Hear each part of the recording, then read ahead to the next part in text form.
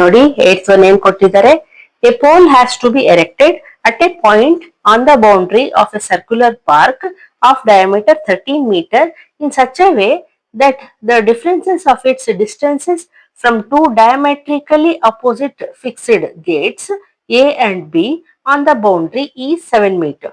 Is it possible to do so? If yes, at what distances from the two gates should the poles be erected ಅಂತ ಕೇಳಿದ್ದಾರೆ.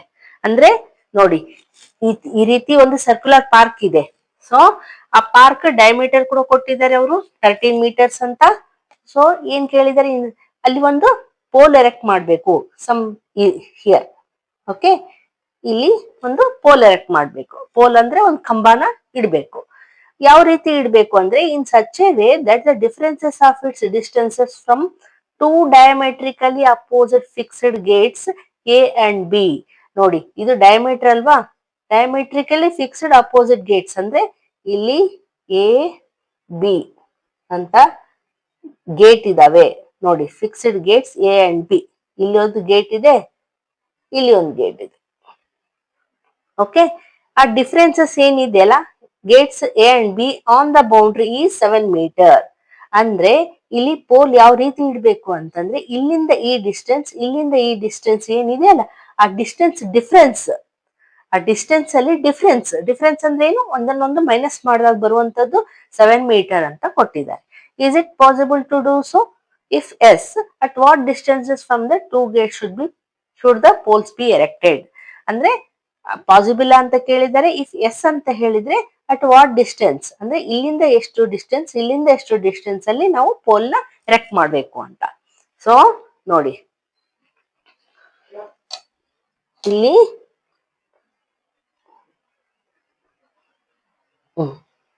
ಈ ರೀತಿ distance,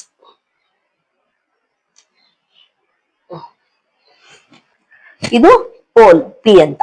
okay, ಈಗ ಅವ್ರೇನ್ ಹೇಳಿದ್ದಾರೆ, ಈ ಲೆಂತ್ ಏನಿದೆ ಅಲ್ಲ, distance B P A P ಇದೆ ಅಲ್ಲ, ಈ ಡಿಸ್ಟೆನ್ಸ್ ಡಿಫರೆನ್ಸ್ 7 ಇದೆ. ಅಂದ್ರೆ ಇಲ್ಲಿ ನಮ್ಗೆ ಕಾಣ್ತಾ ಇದೆ ಅಲ್ವಾ, ಎ ಪಿ ಚಿಕ್ಕದಿದೆ, ಬಿ ಪಿ ದೊಡ್ಡದಿದೆ. So B P minus A P is equals to 7 metre ಅಂತ ಅವ್ರು ಕೊಟ್ಟಿದ್ದಾರೆ.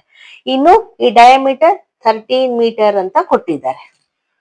ಈಗ ನಮ್ಗೆ ಏನ್ ಫೈಂಡ್ ಔಟ್ ಮಾಡಕ್ ಹೇಳಿದ್ದಾರೆ, ಈ ಡಿಸ್ಟೆನ್ಸ್ ಏನಿದೆ ಅಲ್ಲ, A P and B P, ಅದನ್ನ ಫೈಂಡ್ ಔಟ್ ಮಾಡಿ ಅಂತ ಹೇಳಿದ್ದಾರೆ. ಸೊ ಫಸ್ಟ್ ಬರ್ಕೊಳ್ಳೋಣ. ನೋಡಿ, A B is a diameter ಅಲ್ವಾ, ಡಯಾಮೀಟರ್ ಅಂತ ನಿಮ್ಗೆ ಗೊತ್ತಿದೆ, ಅವ್ರು ಕೊಟ್ಟಿದ್ದಾರೆ. ಡಯಾಮೀಟರ್ ಆದ್ರೆ ಗೇಟ್ಸ್ ಎಲ್ಲಿದ್ದಾವೆ, ಎ ಅಂಡ್ ಬಿ ಅಂತ ಕೊಟ್ಟಿದ್ದಾರೆ. ಇನ್ನು pole is at point P ಅಲ್ವಾ, ಅದನ್ನು ಬರೀತೀನಿ.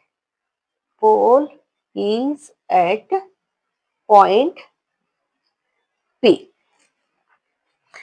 ಈಗ ಅವ್ರೇನ್ ಹೇಳಿದ್ದಾರೆ, ಡಿಸ್ಟೆನ್ಸ್ ನಮ್ಗೆ ಕಾಣ್ತಾ ಇದೆ ನೋಡಿ, ಬಿ ಪಿ ಡಿಸ್ಟೆನ್ಸ್ ಜಾಸ್ತಿ ಇದೆ, ಎ ಪಿ ಇದು ಚಿಕ್ಕದಿದೆ.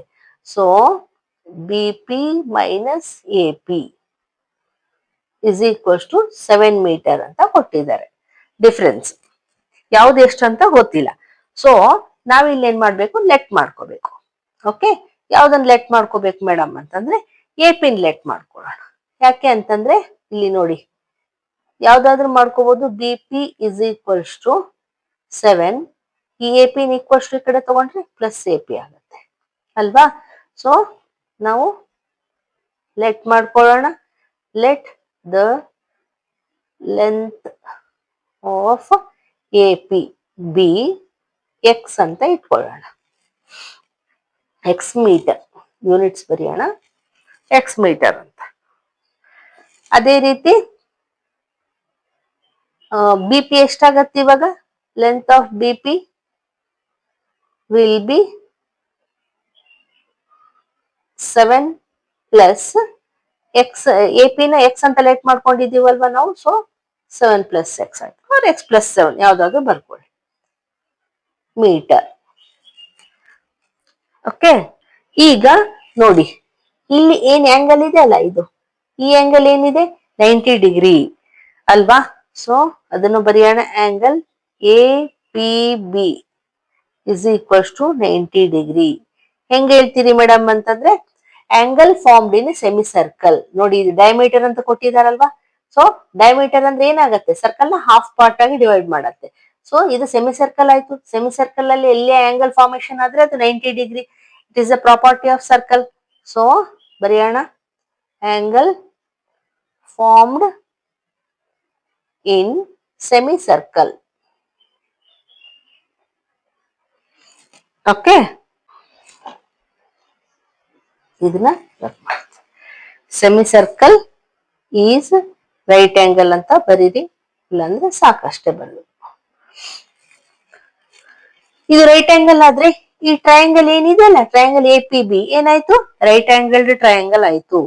There four triangle A P B is a right angled triangle.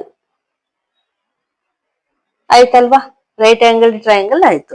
So right angled triangle ಆದ್ರೆ ನಾವು ಪೈಥಾಗರಸ್ ಪ್ರಾಪರ್ಟಿ ಯೂಸ್ ಮಾಡ್ಬೋದಲ್ವಾ. So by using Pythagoras theorem or Pythagoras property.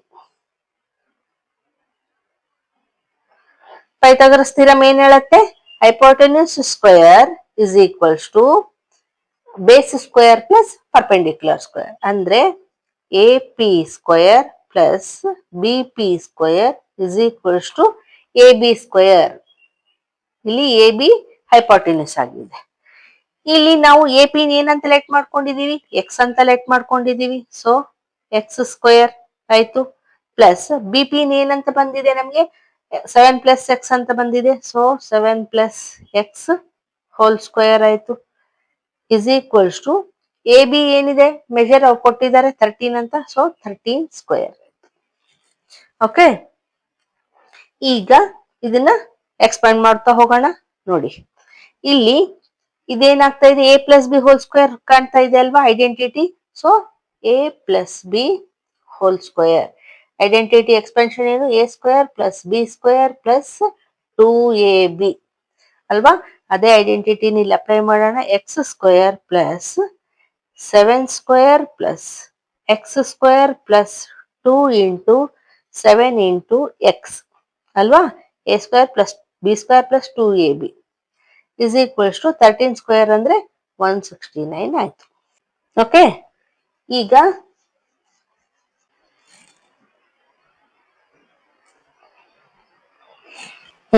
ನೋಡಿ ಇಲ್ಲಿ X square plus X square like terms ಇದಾವಲ್ವಾ. So ಏನಾಯ್ತು, 2x square ಆಯ್ತು, add ಮಾಡಿದ್ವಿ.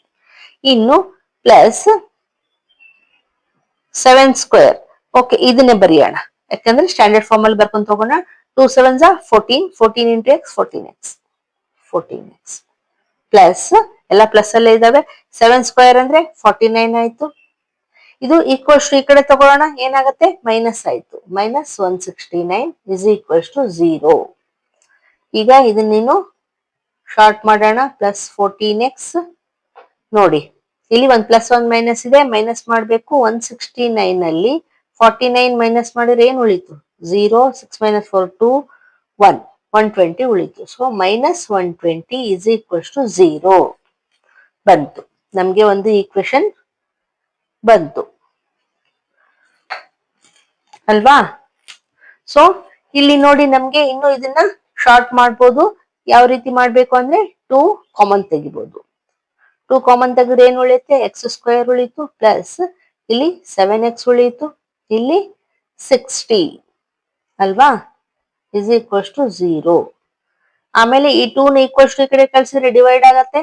So 2 ಹೋಗ್ಬಿಡತ್ತೆ, ಅಂದ್ರೆ 0 ಡಿವೈಡೆಡ್ ಬೈ 2 ಅಂದ್ರೆ 0ನೇ ಆಯ್ತು. ಸೊ ಏನ್ ಉಳಿತು, x square plus 7x minus 60 is equals to 0 ಬಂತು.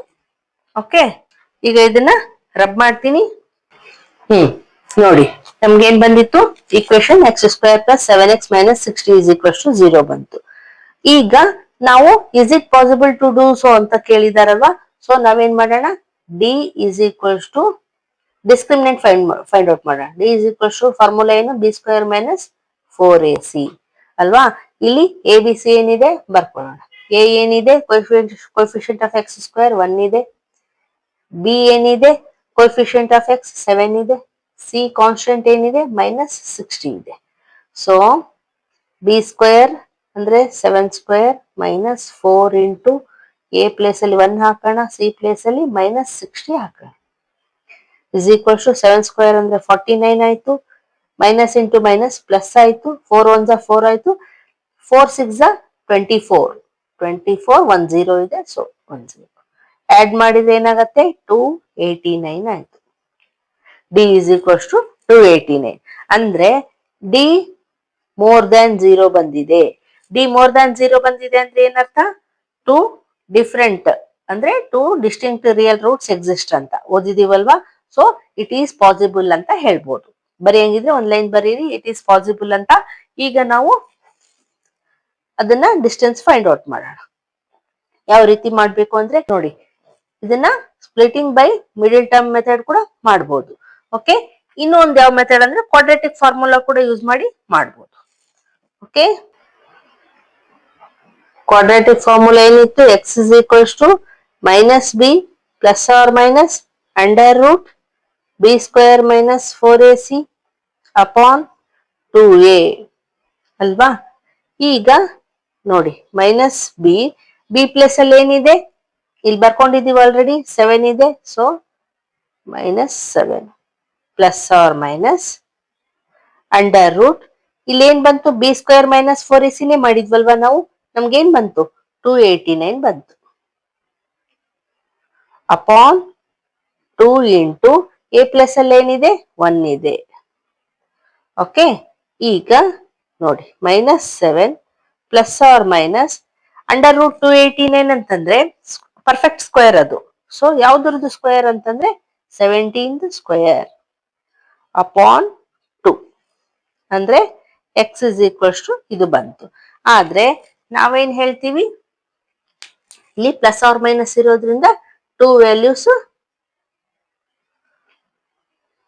ಪ್ಲೇಸ್ ಇಲ್ಲ, ಸೊ ಇದಿಷ್ಟರಲ್ಲೇ ಮಾಡ್ತೀವಿ. ಈಗ ನಾವು ಒಂದು ಪ್ಲಸ್ ಹಾಕೊಂಡ್ ಮಾಡೋಣ, ಒಂದು ಮೈನಸ್ ಹಾಕೊಂಡ್ ಮಾಡೋಣ. ಸೊ -7 ಫಸ್ಟ್ ಪ್ಲಸ್ ಹಾಕೊಂತೀನಿ ನೋಡಿ, ಅಪಾನ್ 2 ಇಸ್ ಈಕ್ವಲ್ಸ್ ಟು 17 ಅಲ್ಲಿ 7 ಮೈನಸ್ ಮಾಡಿದ್ರೆ ಎಷ್ಟು ಬಂತು 10, 10 ಅಪಾನ್ 2 ಬಂದ್ರೆ ಎಷ್ಟು ಬಂತು, ಕ್ಯಾನ್ಸಲ್ ಆದ್ರೆ 5 ಬಂತು, ಅಂದ್ರೆ ಎಕ್ಸ್ ಇಸ್ ಈಕ್ವಲ್ಸ್ ಟು 5 ಬಂತು. ಇನ್ನೊಂದು ಎಕ್ಸ್ ಇಸ್ ಈಕ್ವಲ್ಸ್ ಟು -7, ಇಲ್ಲಿ ಮೈನಸ್ ಹಾಕೋಣ, -17 ಅಪಾನ್ 2 ಇಸ್ ಈಕ್ವಲ್ಸ್ ಟು -17 ಎರಡು ಆಡ್ ಮಾಡ್ಬೇಕಾಗತ್ತೆ, ಸೊ -24 ಅಪಾನ್ 2 ಆಗುತ್ತೆ, ಕ್ಯಾನ್ಸಲ್ ಮಾಡಿದ್ರೆ -12 ಬಂತು. Okay, x is equals to -12 ಬಂತು. ನೋಡಿ ಇಲ್ಲಿ ಬರೀತೀನಿ. ಈಗ ನಮ್ಗೆ ಏನ್ ಫೈಂಡ್ ಔಟ್ ಮಾಡೋದಿದೆ, ಡಿಸ್ಟೆನ್ಸ್ ಫೈಂಡ್ ಔಟ್ ಮಾಡಿದ್ದೆ. ಡಿಸ್ಟೆನ್ಸ್ ಫೈಂಡ್ ಔಟ್ ಮಾಡುವಾಗ ನಾವು ಮೈನಸ್ ನೆಗೆಟಿವ್ ನಂಬರ್ಸ್ ಇಟ್ಕೊಂಡು ಮಾಡಕ್ಕಾಗತ್ತಾ? ಮಾಡಕ್ಕಾಗಲ್ಲ. ಸೊ ಇದನ್ನ ಬಿಟ್ಬಿಡ್ಬೇಕು. ಪಾಸಿಟಿವ್ ನಂಬರ್ ನಮ್ಗೆ ಏನ್ ಸಿಕ್ಕಿದೆಯಲ್ಲ ಎಕ್ಸ್ ಇಸ್ ಈಕ್ವಲ್ಸ್ ಟು 5, ಅದನ್ನೇ ತಗೊಂಡು ನಾವು ಹೇಳೋಣ. ನಾವು ಏನಂತ ಲೆಟ್ ಮಾಡ್ಕೊಂಡಿದ್ವಿ, ಎಪಿಗೆ A P is equals to X ಅಂತ ಲೆಟ್ ಮಾಡ್ಕೊಂಡಿದ್ವಿ. ಎಕ್ಸ್ ಇಸ್ ಈಕ್ವಲ್ಸ್ ಟು 5 ಬಂದಿದೆ, so 5 meters. Okay, A P 5 ಅಂತ ಆಯ್ತು. ಇನ್ನು ಬಿ ಪಿ ಏನಾಗಿತ್ತು, 7 plus A P, 7 plus X ಅಂತ ಬಂದಿತ್ತಲ್ವಾ. So 7 plus 5 is equals to 12 meter. Okay, understand ಆಯ್ತಾ? ಇದನ್ನೆಲ್ವಾ ಅವ್ರು ಫೈಂಡ್ ಔಟ್ ಮಾಡಕ್ ಹೇಳಿದ್ದು, at what distances from 2 gate should the poles be erected ಅಂತ. ಏನ್ ಹೇಳ್ಬೋದು ನಾವು, ಈ ಲಾಂಗ್ ಡಿಸ್ಟೆನ್ಸ್ 12 ಮೀಟರ್ ಇದೆ, ಈ ಶಾರ್ಟ್ ಡಿಸ್ಟೆನ್ಸ್ ಎ ಪಿ ಇದೆಯಲ್ಲ ಇದು 5 ಮೀಟರ್ ಇದೆ. Okay, this is the answer. ನೀವು ಸ್ಪ್ಲಿಟ್ಟಿಂಗ್ ಬೈ ಮಿಡಲ್ ಟರ್ಮ್ ಮಾಡಿದ್ರು ಕೂಡ ಇದೇ ವ್ಯಾಲ್ಯೂಸ್ ಬರ್ತವೆ. ಎಕ್ಸ್ ಇಸ್ ಈಕ್ವಲ್ಸ್ ಟು -12 ಬರುತ್ತೆ, ಇನ್ನೊಂದು ಎಕ್ಸ್ ಇಸ್ ಈಕ್ವಲ್ಸ್ ಟು 5 ಬರುತ್ತೆ. ಅವಾಗ ಕೂಡ ನಾವು ನೆಗೆಟಿವ್ ಬಿಡಬೇಕು, ಪಾಸಿಟಿವ್ ತಗೊಂಡು ಇದನ್ನ ಫೈಂಡ್ ಔಟ್ ಮಾಡಿ ಹೇಳ್ಬೇಕು. ಓಕೆ, ಕ್ವಾಡ್ರಾಟಿಕ್ ಫಾರ್ಮುಲಾ ಯೂಸ್ ಮಾಡಿದ್ರು ಅದೇ ಆನ್ಸರ್ ಬರುತ್ತೆ, ಸ್ಪ್ಲಿಟಿಂಗ್ ಬೈ ಮಿಡಲ್ ಟರ್ಮ್ ಮಾಡಿದ್ರು ಅದೇ ಆನ್ಸರ್ ಬರುತ್ತೆ. ಯಾವ ಮೆಥಡ್ ಮಾಡಿದ್ರು ಕರೆಕ್ಟೇ. Okay, understand? ಈಗ ನೆಕ್ಸ್ಟ್ ಒನ್.